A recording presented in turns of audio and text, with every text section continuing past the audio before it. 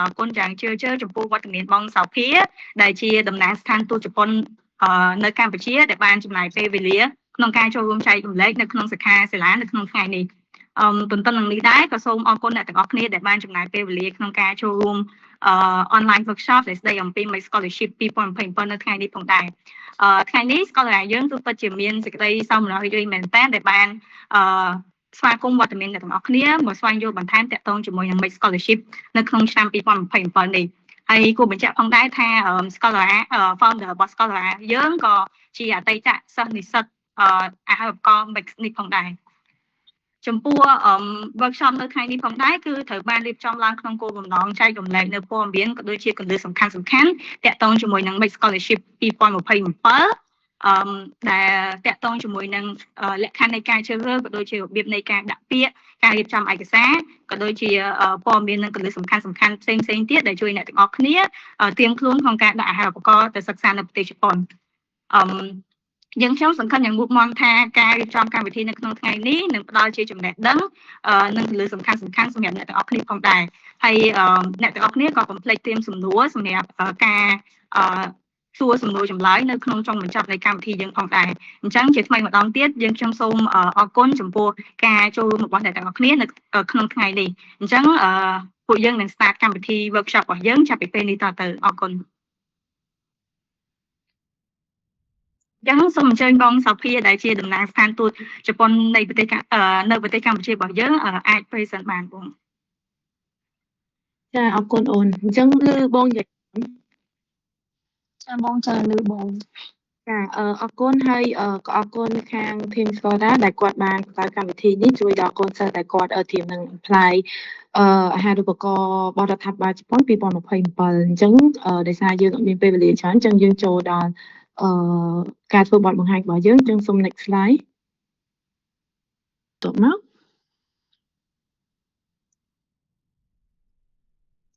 អញ្ចឹងដូចអ្នកទាំងអស់គ្នាបានដឹងអញ្ចឹងសម្រាប់អាហារូបករណ៍សម្រាប់សិស្សទូទៅដែលគាត់អាច apply បានហ្នឹងគឺមាន4 category ហ្នឹងដែលយើងហៅកាត់ R U C ហើយនិង S ដែល R ហ្នឹងគឺយើងអាច apply ទៅរៀនថ្នាក់ master ឬក៏ PhD បានដែលយើងហៅថាថ្នាក់ក្រៅឧត្តមសិក្សា undergraduate ថ្នាក់ឧត្តមសិក្សានិង college ដែលយើងហៅកាត់ C ហ្នឹងគឺថ្នាក់មធ្យមសិក្សាបច្ចេកទេសហើយនិង S ចុងក្រោយគេហ្នឹងគឺថ្នាក់បណ្ដុះបណ្ដាលវិជ្ជាជីវៈអញ្ចឹង4 category ហ្នឹងគឺសិស្ស general ទូទៅគឺគាត់អាច apply បានសូម next slide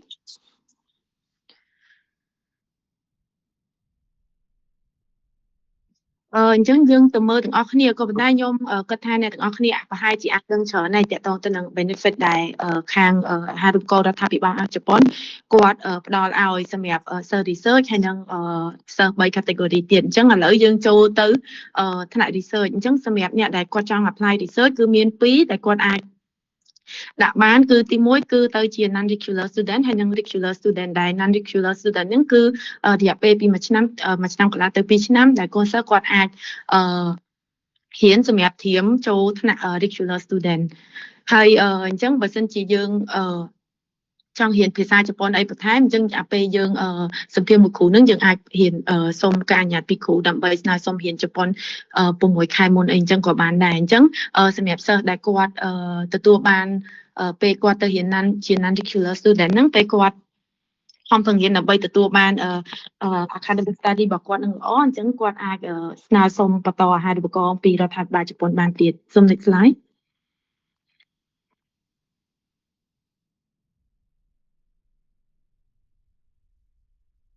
សូម slide បន្ទាប់ទៀតអូន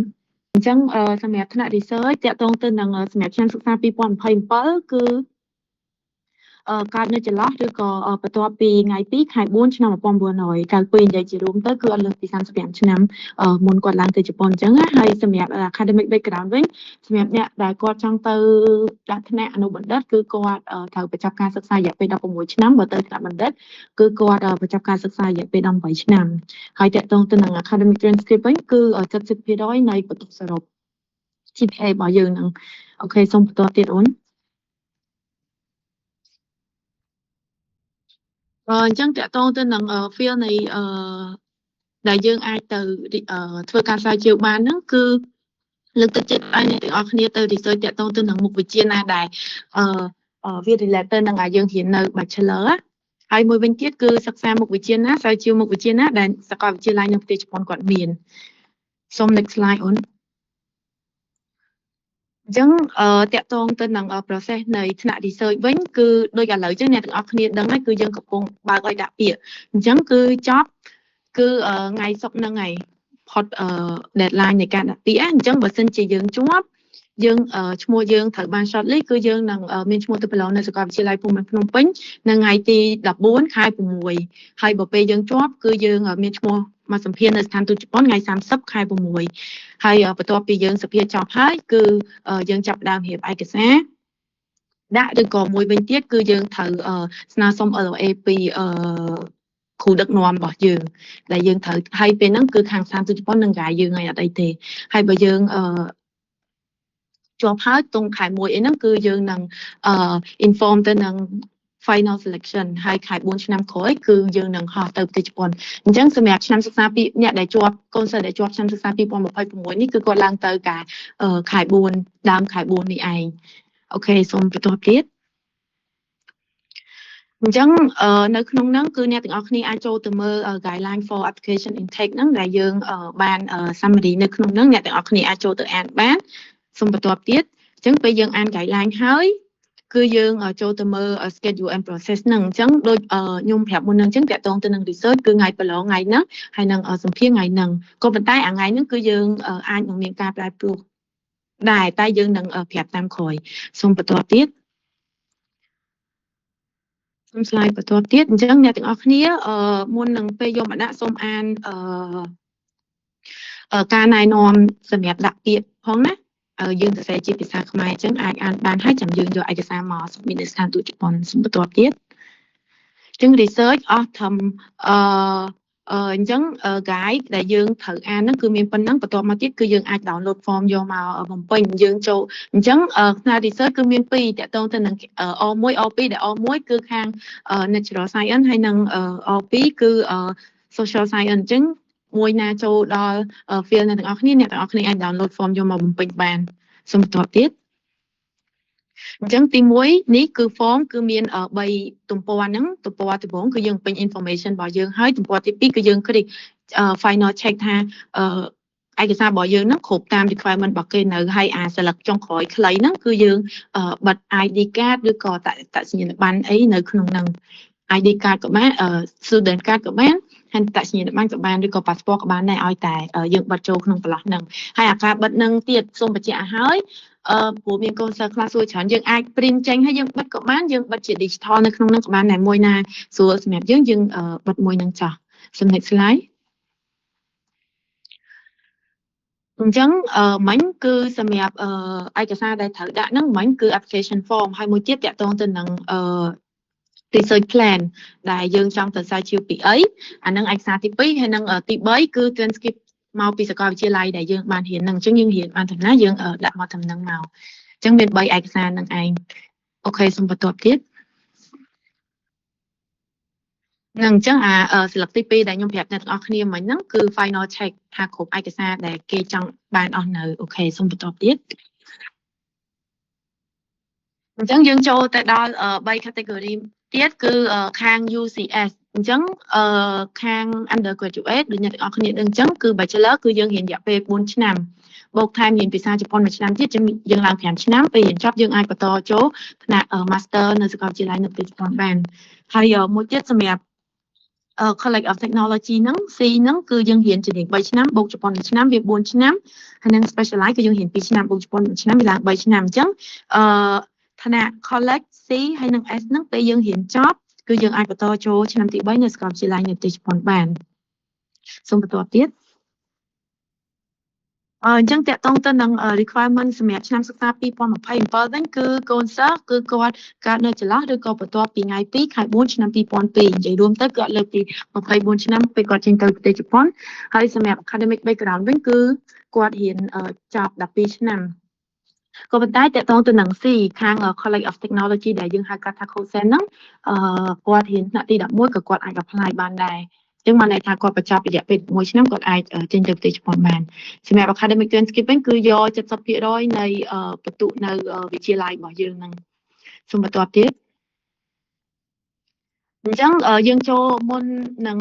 យើង download form អីគឺដូចថ្នាក់ research ដូចគ្នាគឺយើងត្រូវអាន guideline for application intake ដែល summary នឹងសិនហើយសូមបន្ទាប់ទៀតយើងទៅមើលschedule ហើយនឹង process ដូចគ្នាហើយនឹងមួយទៀតគឺសូមបន្ទាប់ទៀតគឺរបៀបណែនាំនៃការឲ្យយើងយកពាក្យមកដាក់នៅស្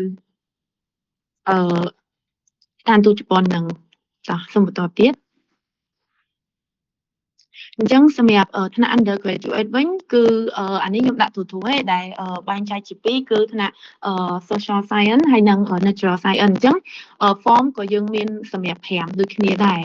គឺមាន social science A social science B អញ្ចឹងអ្នកទាំងអស់គ្នាអាចចូលទៅអាន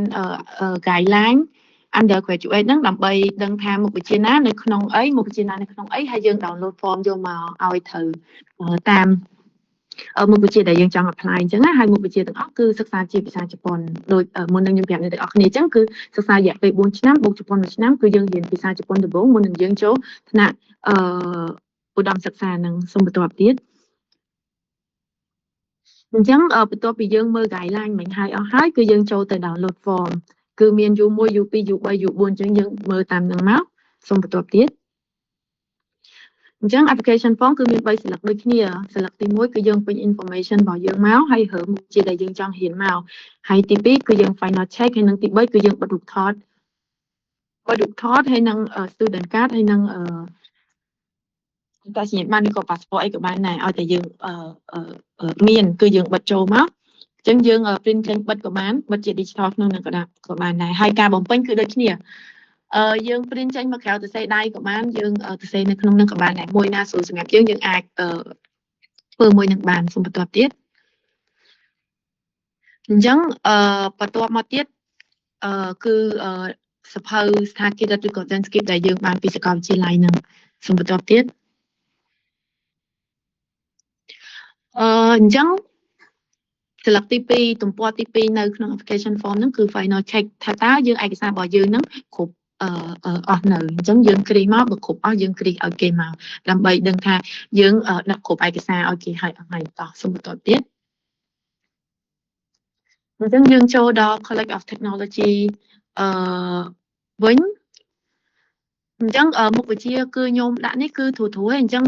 អ្នកទាំងអស់គ្នាអាចចូលទៅ website របស់ស្ថានទូតជប៉ុនដើម្បីមើលមុខវិជ្ជាបន្ថែមបានណាថាមានអីគេខ្លះនៅច្រើនជាងនឹងទៀតវាទូអានេះគ្រាន់ដាក់មកធូរហើយមុខវិជ្ជាទាំងអស់គឺរៀនជាភាសាជប៉ុនទាំងអស់ដូចខ្ញុំប្រាប់អ្នកទាំងអស់គ្នាមុននឹងអញ្ចឹងគឺយើងរៀនជំនាញ3ឆ្នាំបូកជប៉ុន1ឆ្នាំពី4ឆ្នាំអញ្ចឹងយើងរៀនជប៉ុនមុនយើងចូលរៀនជំនាញហ្នឹងសូមបន្តទៀតអញ្ចឹងសម្រាប់ college គឺយើងចូលទៅខាង college ហើយយើងទៅ download មាន C1 ហើយនិង C2 អញ្ចឹង C1 អីគេ C2 អីគេអ្នកទាំងអស់គ្នាមុន download សូមអាននៅក្នុងនឹងសិនសូមបន្តទៀតអញ្ចឹង application form គឺមានដូចគ្នាគឺយើងពេញ information ហើយយើងរើមុខវិជ្ជារបស់យើងនឹងមកហើយយើងគ្រី final check ថាឯកសារយើងគ្រប់ឲ្យគេអស់នៅហើយនឹងចុងក្រោយគេគឺយើងបិទបិទអត្តសញ្ញាណប័ណ្ណឬក៏កាតសិស្សដែលយើងមានមួយណាយើងអាចបិទមួយនឹងបានសូមបន្តទៀតអញ្ចឹងបន្ទាប់ពី application form ហើយគឺយើង copy transcript របស់យើងឬក៏សភៅសាធារណៈដែលយើងមាននៅវិទ្យាល័យហ្នឹងដាក់មកសូមបន្តទៀតអញ្ចឹងចុងក្រោយគឺយើងត្រូវតែ final check ថាឯកសារយើងគ្រប់នៅព្រោះដោយសារតែបើសិនជាឯកសារយើងពេលដាក់មកអត់គ្រប់ទេយើងអាចនឹងចូលករណីពិសេសអីចឹងទៅអញ្ចឹងត្រូវចាំបាច់ចុងក្រោយគេគឺត្រូវតែ final check ឯកសាររបស់យើងថាគ្រប់អស់នៅតោះសូមបន្តទៀតអញ្ចឹងយើងចូលមកដល់ specialize ម្ដង specialize គឺរៀន2ជំនាញ2ឆ្នាំបូកជប៉ុន1ឆ្នាំ3ឆ្នាំអញ្ចឹងមុខវិជ្ជានេះគឺអ្នកទាំងអស់គ្នាអាចចូលទៅមើលបន្ថែមទៀតនៅក្នុង website របស់ស្ថានទូតជប៉ុនបានហើយមុខវិជ្ជាទាំងអស់គឺសិក្សាជាភាសាជប៉ុនដូចគ្នាសូមបន្តទៀតអញ្ចឹងគឺយើង specialize គឺ form គឺមានតែមួយទេអញ្ចឹងអ្នកទាំងអស់គ្នាអាចចូលទៅ download ហើយសូមបន្តទៀតយើងចូលទៅ download ហើយគឺយើងបំពេញ information មក final check ហើយនឹងបិទអត្តសញ្ញាណប័ណ្ណឬក៏កាតសិស្សរបស់យើងដែលយើងមាននឹងសូមបន្តទៀតអញ្ចឹង form ហ្នឹងគឺយើង download យកមកបំពេញហើយមួយទៀតគឺយើង copy សភៅស្ថានភាពឬក៏ transcript ដែលយើងមាននៅវិទ្យាល័យរបស់យើងហ្នឹងដាក់មកសូមបន្តទៀតហើយចុងក្រោយគេគឺយើង final check ដូចគ្នាថាឯកសាររបស់យើងគឺគ្រប់នៅអូខេសូមបន្តទៀត អញ្ចឹងសម្រាប់ process នៃ3 category ហ្នឹងគឺដូចគ្នា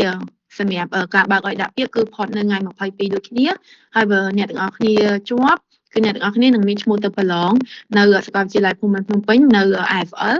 ថ្ងៃ14 ខែ 6 ហើយបើអ្នកទាំងអស់គ្នាជាប់សម្រាប់ថ្នាក់ undergraduate គឺនឹងមកសម្ភាសន៍នៅស្ថានទូតជប៉ុននៅថ្ងៃ6 ខែ 7 ហើយនឹងខាង Cosen គឺថ្ងៃ8ហើយនឹងខាង Specialize គឺថ្ងៃ10ហើយនៅពេលដែលអ្នកទាំងអស់គ្នាជាប់ interview ហើយខាងស្ថានទូតជប៉ុននឹង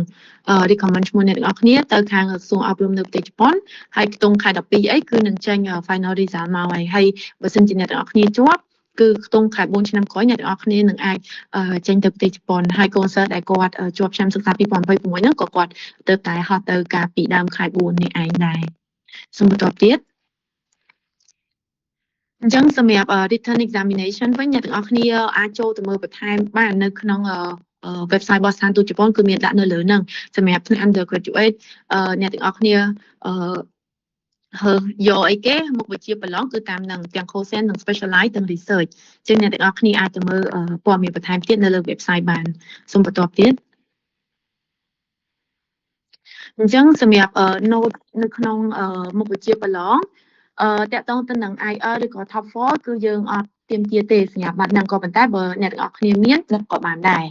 ហើយមួយវិញទៀតតាក់ទងទៅនឹងមុខវិជ្ជាប្រឡងគឺមានកូនសិស្សខ្លះគឺគាត់គិតថាប្រឡងជាភាសាខ្មែរតែគឺអត់មានទេមុខវិជ្ជាប្រឡងទាំងអស់រូបគណិតគីមីជីវៈអីគឺយើងប្រឡងជាភាសាអង់គ្លេសទាំងអស់លើកលែងតែមុខវិជ្ជាភាសាជប៉ុនមួយឯងតែតម្រូវឲ្យកូនសិស្សប្រឡងជាភាសាជប៉ុនហើយមួយវិញទៀតតកតងទៅនឹងអ្នកដែលគាត់ចង់រៀនជាភាសាជប៉ុនណាអញ្ចឹងទាមទារឲ្យគាត់យកបន្ទុកនៅមុខវិជ្ជាភាសាជប៉ុនឲ្យបានច្រើនហើយតកតងទៅនឹង